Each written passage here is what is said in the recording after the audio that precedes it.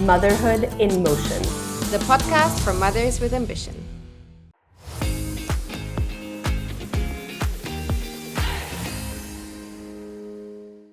Hi everyone, welcome to the next episode of Motherhood in Motion, the podcast for ambitious mothers. We are thrilled to have you on today. As a quick reminder, Motherhood in Motion is about the fact that motherhood is rarely linear. We know that careers shift, families relocate, support systems change, and ambitions evolve. Motherhood in Motion explores what happens in those moments of transition, of movement, upshifts and downshifts in roles, identities, seasons, and geographies. When mothers are actively navigating what it means to build lives that work for both their families and their ambitions. Many of the women that we speak to on this podcast have actually transformed the personal challenges that they have faced in motherhood to turn them into solutions that support not only themselves, but other mothers and families. So we are really excited for our first episode that is going to focus on the current situation in Dubai. As some of you might know, I actually spent the first part of my career working on gender and public health in crisis settings. And, I focused a lot on reproductive and maternal health and what happens to women, to mothers, to adolescents when there is displacement, when there are earthquakes or war. And, we see a similar trend.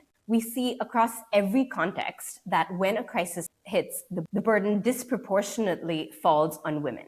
Constance and I have been sitting since February with this concept to think about how to apply that in the context of Dubai, in the context of the UAE. The UAE is a well-resourced, resilient, stable context. Yet we are still seeing the disproportionate impacts of this current situation fall on women, especially mothers. So here today, Constance and myself, the co-hosts of Motherhood in Motion, are so thrilled to introduce Isadora Quay, one of my most beloved former colleagues and the current Chief Executive Officer of the Gender and Emergencies Group. Thank you so much for joining us today, Izzy. Thank you, Anushka. It's a pleasure to be here with you and Constanze. I'm super excited because for me, this is a very new field. So I'm going to be the one asking questions, probably the audience has as well, because I'm not as deep in the details. But maybe before we start, can you just give us a bit of a background on who are you, Izzy? Like, what is your background? I think you have kids, you have a lot of things that you can talk about, but just in short, who are you and why is it so interesting to talk to you in the current situation? Sure, Constanze and Anushka. My name is Isadora Quay and I run the Gender and Emergencies Group. We are a social enterprise that works in humanitarian settings, so a little bit different from what you're going through in UAE and Dubai. We tend to work in places more like Sudan, Somalia, Niger, all around the world, Myanmar. And we work in times of either conflict or natural disasters to make sure that gender equality issues, so the very real issues facing women and girls and men and boys during times of crisis and the changes that come across because of those crises are well understood by humanitarian actors, and that particularly women's voices are reflected in leadership and decision making. And that's so often a gap in what we see happen. So yeah, that's what I do for a living. We work all around the world on humanitarian crises. And in a personal matter, I think you're also a mom. I am a mom to Zach. He is 5, and I was reflecting on my season of motherhood as you asked me to. And I was like, it's a pretty great one. I was talking to Anushka last week, and I was like, come up to Scotland, come see us. She's like, with twins? I was like, okay, sorry. Yes, that's true. That would be hard. But I was like, 5 is kind of pretty fun for traveling. It's pretty nice over here at 5. I'm gotta be enjoying it. It was not always the case. Our son did not sleep until he was 18 months. Like, he was waking up on every hour. It was pretty, it was intense. But yeah, at 5 he sleeps great, and he asks really cool questions. He's still really cute, and just about lets me cuddle and kiss him. So it's a pretty good place to be right now. Mine is 3.5, so he's also still pretty cute and asks funny questions. Let's see how long this. It just gets better. Every year they get more fun. Okay, the 3 under 4 also is extremely cute. Just yesterday, my husband and I were reflecting on how magical our day had been, partly because they weren't trying to rip each other's faces out for the first time, but we did really have some moments of joy yesterday. There's always, that's what it's like, right? There's moments of incredible irritation combined with incredible joy. And your questions provoked me to ask my husband. I was like, sweet, how many kids do you want to have? And I was like, oh, I wanted three. And, it was hard for us to have Zach. So it took us a while. So he's going to be a single child. But, I was like, oh, me too. That would have been amazing. But then we were like, one child is less, just less.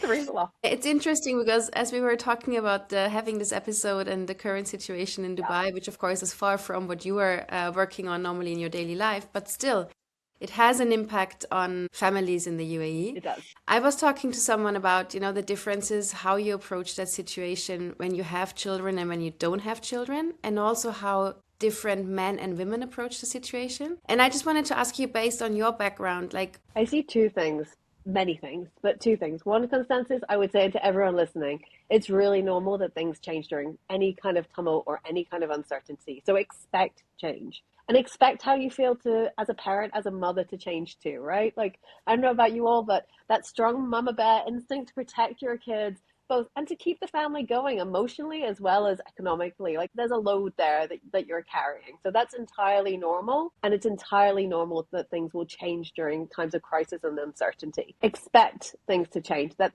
if things are changing for you and for your listeners, that is entirely coherent with what we see around the world. The bit that's specific and the bit that what we do in our work is we look at those specificities, right? So what's happening in Dubai is very, very different from what is happening in Sudan, right? So assuming that what is happening in Sudan or what's happening in the US or what's happening anywhere else is going to be the same as what's happening in the UAE and even the different parts of UAE is a false assumption. So in our work, we would always start with a rapid gender analysis. It's an approach I developed, and Nishka is trained in it. And we can talk a little bit about how it weaves imperfection into its very being. But an RGA, a rapid gender analysis, kind of tries to tease out what's happening specifically in Dubai, what's happening specifically in UAE, what's specific, what's context specific, and how are things different. So what we see around the world is things do absolutely change during times of uncertainty and crisis, and those changes are very specific. And yes, we always see disproportionate impact on women and girls, and particularly on parents, mothers in particular. But could it you changes for elaborate? dads too. Sorry. Yeah, Go could you ahead. elaborate on that a bit, on what is the disproportionate impact, just to understand? Yeah, I mean, around the world, we often see, I know, I hope this is not happening in UAE, but in other parts of the world, you'll often see an increase in all forms of gender-based violence. So intimate partner violence, domestic violence rates often rise in times of great stress. People tend to lash out and the support mechanisms are different. So that's something you'll see around the world and that we constantly have to take into consideration. So like not just not just wondering what is happening, assuming it is happening around the world and within the family. We saw it during COVID. I mean, I think many of us will have seen the gender analyses. We did some of those gender analyses for COVID. We saw a sky high, massive increments increase in domestic violence and all kinds of family violence from all different family members and child violence too. So that's definitely something to be aware of. The lack of women's participation in decision making is usually a really sticky one. So right around the world, this is an issue. There's nowhere it isn't an issue that women don't participate as much as men do in public decision making. Often women have quite complex roles in household and community level decision making. Often they have a lot of power in decision making and say, right? Like, I'm not saying women have no power or agency, they don't. But when it comes to public decision making, that higher level decision making, you often don't hear women's voices and women and girls' needs reflected in those spaces. And that's a global problem too. So everywhere specific would be the first thing I would say. Expect increases of family and domestic violence. It happens everywhere. And I would be assuming that women's voices are not being heard massively clearly in the spaces about how do we organize this? What are the needs and issues? And so those specific journeys that women and particularly mothers are facing, and grandparents and aunties too, right, often don't get heard. I'm even more grateful now that Anushka started this survey together again last week. Yeah. This, hopefully, to raise that awareness as well. Sorry, Thank Anushka, you. go ahead. No, I mean, I have so many thoughts from my previous work too, but I'll just mention one in particular that I've been thinking about even in this context. So as Isadora mentioned, I think everyone is so dependent on their support systems and communities, right? That's what we saw even in the Motherhood and Ambition survey in the UAE Constance.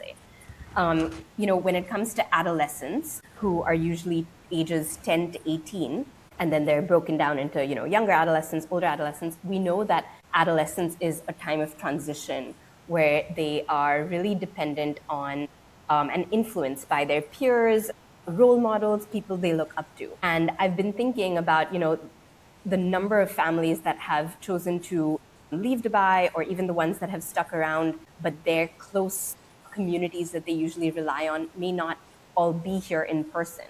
They have really lost that support system. So especially with schools being closed, right? So I really have been thinking a lot about that and that kind of impact on their development and, their kind of risk-taking behaviors and stuff like that. So I think that's one of many things that I think should be, considered moving forward. And of course, I can, talk about the maternal and child health component. Luckily in Dubai, given the strong health system and physical infrastructure and all of that, of course, that's not something we have to worry about here. But that is something that fragile contexts around the world, when it comes to emergencies, we know that that is a significant impact on women's access to services. I feel like we just went back 5 years with Anushka as my senior lead on sexual and reproductive health there, because she was constantly saying, Izzy, gender analysis is great. Make sure we hear and showcase the specific needs of girls. And don't forget maternal health too. She's right. Women need to be able to have that both and, as you speak about so much, Constance. And maybe to add on that systemic topic, because I think that's what we see currently in Dubai happening. And I actually want to hear both of your thoughts on this, because you have both a similar background. Anushka said a sentence last week which really stuck with me. She said something about routine building within your system is the difficult and challenging part that we're having now. And me personally, I've left Dubai for the moment. I'm in Germany. I'm trying to build a routine for my son. He's 3.5. And I've talked to some other parents, either in Dubai or who left Dubai for now. And the question is always, how do we set up this system? The system that was working perfectly like a well-oiled machine in February is now kind of stuck, and the life changed for everyone. But for kids, the system needs to be even more there. And for moms, I feel like it just is a support of mental load if that system is running. If it's not running, everything is adding up. And we had this talk about, when we just started the conversation, that we tend to be wanting to be perfectionists in this. And you won't have a perfect system in such a situation, right? I mean, it's been 4 weeks and I've been challenging myself. Why do I not have a routine in place now? But things constantly change. My thinking constantly changes. My decisions constantly change. So I just wanted to understand, based on your background, the importance of these systems in these crises, and also how this affects women. Sure. I mean, I think thinking about support systems in different contexts is so crucial, right? For me here right now, sitting in Dubai, where I am extremely privileged. I live a 7-minute walk down the street from my parents. I have incredible nanny support. I have a partner that is very involved, sometimes too involved, but let's save that for another time. I think that, and school was a really, really big part of that, right? Now, with this current situation, the 3 kids are out of school, and yes, they're very young. So it's not so much about their learning that is being impacted, but it's about how I used to organize my day and my week. Today was the first time in 4 weeks since all of this started that I went to the gym. Right? That for me used to be a mental health thing. My ability to go work from the office has significantly reduced. I'm lucky that I run the business myself, and I have a very supportive team here. So they understand when I'm doing calls and catching up on messages at 9 p.m. once my kids are down.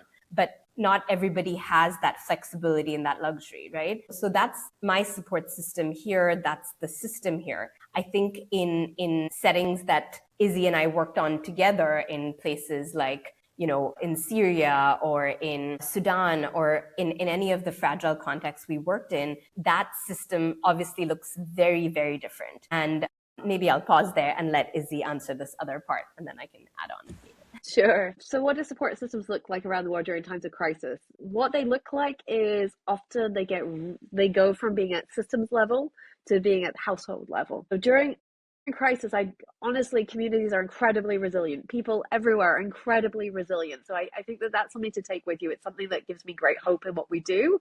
It's not as depressing as it sounds, because everywhere around the world, you see people making it work, supporting each other, working in solidarity. So solidarity systems, we saw in Sudan recently with the creation of the emergency room system by women, by mothers, to support other women, especially as they were going through pregnancy. Those things are really real, and they happen everywhere, right? People come together in small groups and support one another. So that's normal. What's less normal, what's more challenging, is when you have kind of more lockdown kind of events like we had for COVID, like you might be having in certain parts of UAE right now, where there's more restrictions on movements, or it's just trickier to go places.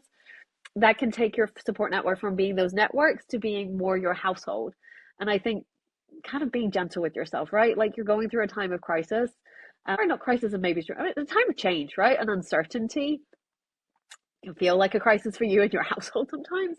So maybe just being a little bit more gentle with yourselves, a little bit kind about like, okay, how much TV do my kids get to watch? A lot. Like if there's something really bad happening in the world, my son Zach gets like a lot more TV. He's like, pancakes and TV, because mommy's busy working on Myanmar or mommy's busy working on Colombia. So yeah, I think just being some gentle with yourself, and also yeah, as Anushka said, like feeling those networks, they do exist, they will come together in solidarity, they can be virtual and effective, but just being gentle with yourself, Constance. Like you don't need to have a routine 4 weeks out after moving from UAE to Germany. Like your kid will be fine. Like your kid or kids will be absolutely fine. They are super resilient, so are you. Don't worry about it. Like, yeah, change is just, you're just in the change. You're in the flux. Like, just be in the flux. Do what you got to do and be very, lower your expectations. Like, when your kids are sick and you're like, okay, kid, like, here's present number one, present number two. Yes, you want chocolate? Here, have some chocolate. Oh, you haven't eaten anything? Please have, you want a milk? Please, anything. It's kind of like that, right? Like, just cut yourself all the breaks and be as kind and gentle to yourself as possible. And yes, when you can find time for your mental health loads, like doing some sport, getting outside, having a minute to yourself, that's fantastic, but it's also difficult. So yeah, embracing imperfection is probably a great way to a place to be in difficult times. So Izzy, I love that. You really answered that question so thoughtfully about the resilience of communities. And that's something I remember really sticking out to me in my work in crisis settings. And I'm seeing that even now today. It's, now that we're trying to not move around too much or, just stay more local, things like that, I'm seeing more of our community come together, even if it's for play dates or in-home pods to do some learning for the kids or things like that. But something else you said really stuck to me. It's about that household level, right? So it's kind of that that relationship between the personal and the structural level. And that is something that Constanze and I have been talking about so much, especially in the context of mental load,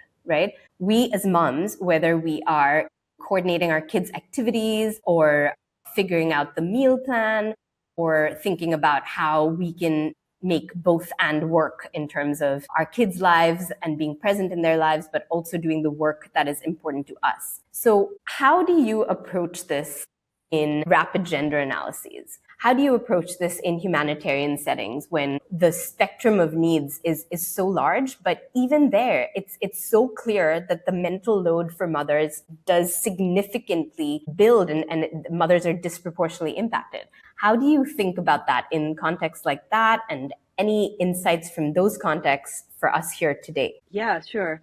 Something we see consistently is that mothers often put everyone else's needs higher up on the mental load list than their own. And, I often think about the instructions people get on the plane about putting your own air mask before helping others. It is good advice.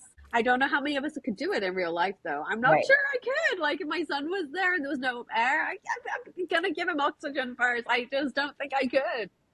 So, yeah, mental load is very real. And it's actually a challenge for us as, in humanitarian settings to get women and mothers to talk about their own needs, because they only want to talk about their family's needs. And if you ask them how they're doing, they talk about their whole family and often put themselves on the back burner. So there's some questions that we can ask around what do people want for themselves and for their families. So acknowledging that, firstly, I guess, acknowledging that that's how humans are, that's how mums are. Like, we do want to think about everybody else, and that's a beautiful thing, right? That's good. But we need to be really thoughtful about how do we tease out what are women and particularly mothers' needs, what's going on for them, what extra things have changed for them. We see in some situations people like, oh, right, well, there's been this crisis, we should just put even more on mothers, right? Like, so if mothers weren't involved in high level public decision making, they should just be involved, with no reflection on what else they have to do on top of that. So I think being thoughtful about the different reproductive, productive, and community level demands on mom's time, and systematic in your analysis of it can help. And asking people, what do they want for themselves as well as for their family? So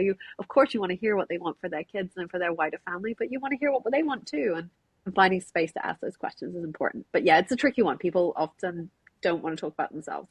They feel bad, right? They're like, there's so much need, there's so many things happening here. We're like, let's prioritize the most vulnerable. I'm not the most vulnerable in this situation. And that's interesting because to add on that, when we did our survey last year on motherhood and ambition, we saw that mothers, they became mothers, they didn't lose their ambition. They stayed the same or they even increased their ambition level, although they're constantly caring for everyone else, but the ambition piece was still very important for everyone. Now we're trying to understand with the current survey, how does a situation like this, where even more is landing on mothers, where even more insecurity and change is happening, how does this impact ambition?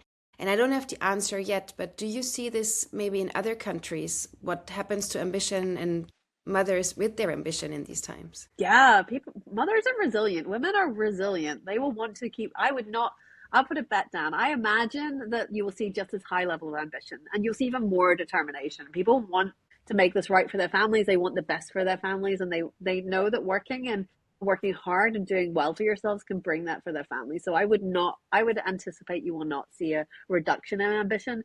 And I imagine you'll see, a heightened sense of ambition actually, but coupled with a sense of caring and what do I do in the immediate. So that's the tricky part about like, what do I do right now when I'm in Germany? What do I do right now when my kids are no longer in nursery and the public facilities are no longer is one thing, and then what do I want for myself and for my community and for others and for my business as well. Like I would imagine that remains constant or increases. That would be my guess. Anushka, what do you think? You want to put a guess out there?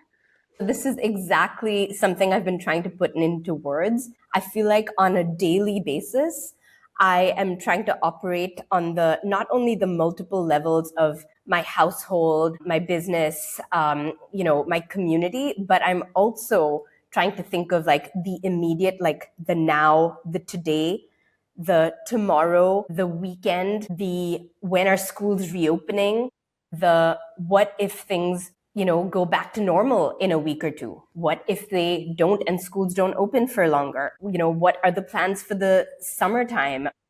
Just every step of the way, it really is motherhood in motion magnified. That's what it is. It's motherhood in motion magnified because it's constantly moving back and forth and pivoting. And just, even to get this recording on the books, I cannot tell you how much it has taken for me to organize myself, but I know for Constance to make happen with her childcare, and probably for you too, Isadora. So it's, it really is motherhood in motion in practice. And I'm so glad that we all could, have the support to have this important conversation. Just add in, Anushka and Constance, like doing that extra planning, the extra what ifs that you're both going through, it's taking a bit extra time in terms of the mental load. So you're dealing with your own.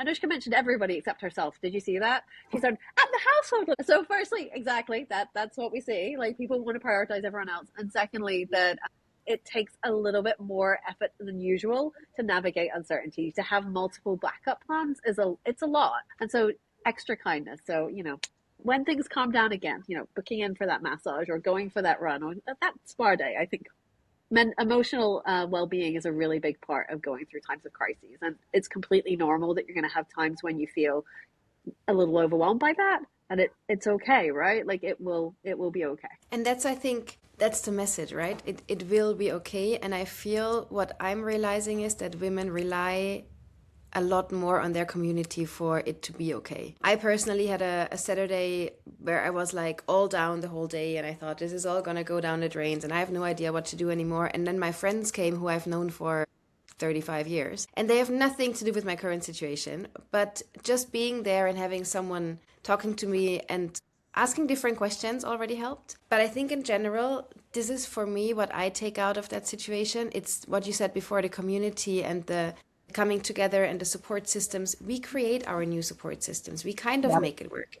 And we have to, because if I talk to friends around, it's all the women that are doing everything. It's all them planning the next scenarios. It's all them thinking about homeschooling, about how to manage it all. And I think the biggest thing you say is really to be kind to yourself. And it's not going to be perfect, and it's not going to be the same, and that's okay. Absolutely. We see beautiful things happening in times of crisis, right? Like often when you hear about crisis situations, people especially, you hear a lot about the bad. And let's be honest, right? If you're sitting in Democratic Republic of Congo right now, in Eastern Congo and Goma, like it's bad. It's genuinely bad. But that doesn't mean that people don't do extraordinary things too during times of crisis. So we're doing a piece of work with Francesca from the Heal Africa Hospital. And so they specialize in supporting rape victims, multiple rape victims who have something called fistulas, right? It's dark. It's really dark. And yet you still see times of solidarity. You still see women coming together. You still see men as well, right? Coming together and supporting in these incredible ways.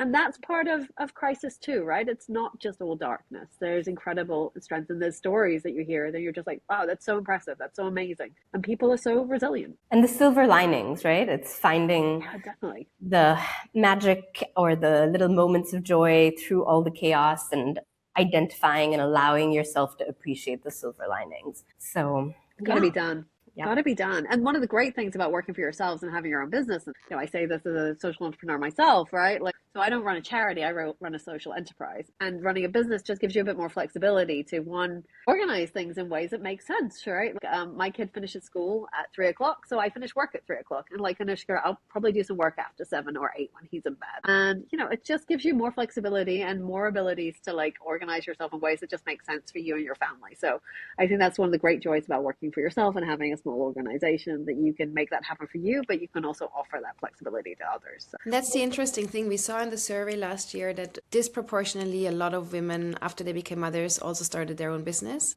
It's crazy. Anushka did it twice. I did it too, right? Yes, absolutely. And the question is now going to be, how are they going to come out of this one? It's a change, right? And we all will need to adapt. And the resilience we're talking about will need to happen also in these businesses. And we see it in our community on how small businesses are trying to restructure, to do different things, to kind of go out and communicate. But it will be interesting to see how female-led businesses will come out of such a situation, because I think it is a different way of doing things. It's a different form of management, I would imagine, that we'll see. But you guys will know from what is coming out in the community. And Anushka, what do you see? Yeah, absolutely. I think I really have to give Dubai credit here too, as someone who has grown up here. And even though I didn't live here for almost 20 years in between, I've really seen Dubai evolve, adapt through many moments of uncertainty, right? It was the financial crisis when you were hearing about people leaving multiple cars in the middle of nowhere and escaping and all these different things, to then COVID. Dubai came out really on top for COVID because they adapted more quickly. I really believe that we live in a very resilient country, and I have complete faith in the government to support businesses, to enable them to thrive in the long term. I think that is the heart and soul of what I have seen the city to be, right? Like, I think we often talk, or growing up, I would hear a lot about the American dream.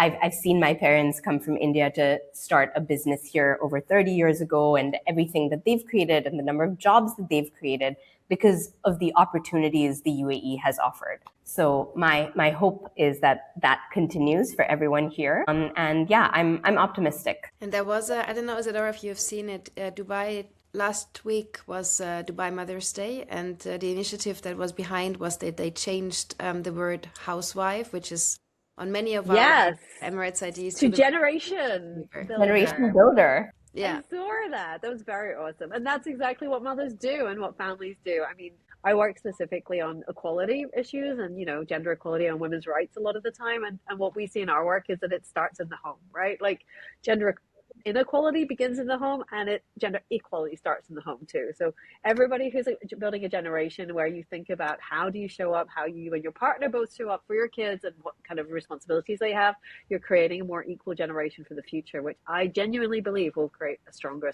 world, right? That's what we need. We need a societies where everybody's different contributions are valued and understood. Absolutely.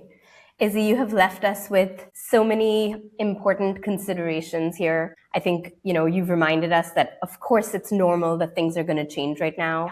It is going to be imperfect. We have to be kind not only to everyone else, but also to ourselves. I think that's really something that has stuck with me. And, this concept of generation building, whether you are working inside or outside of the house, I think we see ambition being such a core part of motherhood. Motherhood really has recalibrated and made, so many women's ambition even more purpose driven, right? So we are, just so grateful to have your thoughts and insights and applying what you have seen in terms of gender impacts on situations around the world and how that applies to us here in Dubai, which of course is such a wonderful, resilient community here. I think we've taken so much from what you've said. And I mean, like we said, Dubai is not at a stage as Sudan is, as Congo is. It's very much not the same. And still, it is so interesting to understand a bit from your background.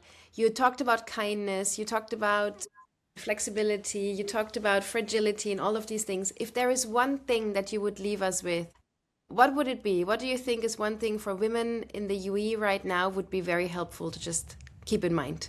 We talked about it a little bit earlier. I would say it's going to be okay. Like, you're more resilient than you know. You're going to be okay. Your kids are going to be okay. It's okay to take some shortcuts right now, everyone. It's fine. And it's going to be okay. Just breathe. You're going to do this. It's going to be okay. I love this. And I couldn't think of a better ending to this episode. Because I think this is what's going to be my mantra in the next coming days, weeks, hours. It's going to be okay. And this is what we wanted to do also with this podcast, right?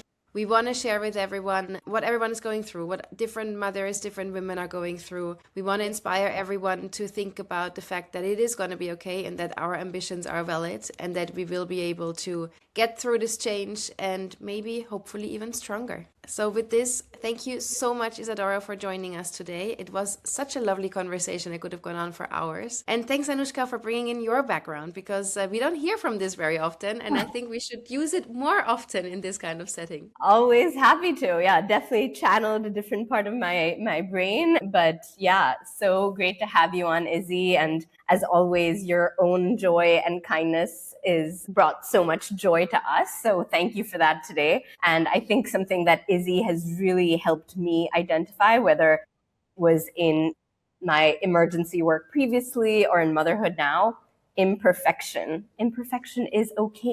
So that's something that I am going to continue to think about in the next days and weeks to come. Thank you so much for having me. It's been a pleasure to be with you on Motherhood in Motion. Thank you. Signing off, Constantia and Anushka on Motherhood in Motion podcast. Thank you. See you next time. Motherhood in Motion, the podcast for mothers with ambition.